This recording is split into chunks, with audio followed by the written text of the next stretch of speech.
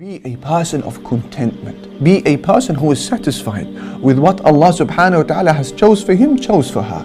There was a man who used to wake up every morning and he would go to the edge of the sea and he would engage in his fishing and come home with only 2 fish. 1 fish he would give to his family, the other fish he would sell and reinvest in his family. One of his friends said to him, "Why do you only limit yourself to 2 fish? Why not 4 or 5 or 10? He said to him, "Then what?"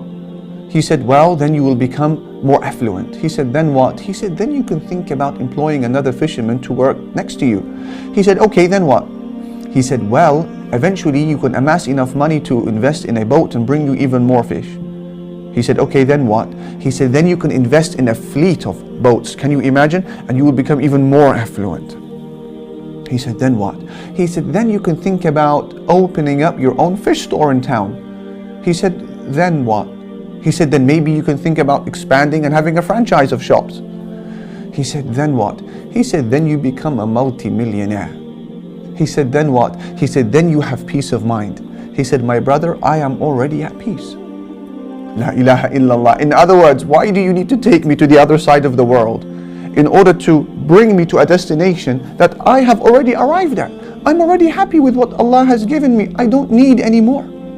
And what is even more beautiful than this are the words of the Prophet Muhammad sallallahu alaihi wasallam, who said, summarizing the story in one sentence, "Laisal ghina kasratil arad, ghina nafs." He said, being rich and prosperous and wealthy is not about having a lot of money, a lot of material possessions. No. He said, being prosperous is when your heart is content. That is when you are rich. When your heart is content. Allahu Akbar. Brothers and sisters, we are travelers. You are a traveler. You and I are passers-by in the life of this world. And as a passerby, as a traveler, how many extras do you need? Much of the things that social media and TV has convinced us that we need are in fact extras that we don't need. And as a traveler, how many extras do you want to be carrying on your back? Lightest will be quickest on the day of judgment. Take that as a rule. Lightest will be quickest. So make your motto, make your slogan in life, "Oh Allah, if you are pleased with me, if you are happy, then I don't mind what you give me and I don't mind what you withhold. Oh Allah, just be pleased with me." This is principle number 2. Be a person of contentment.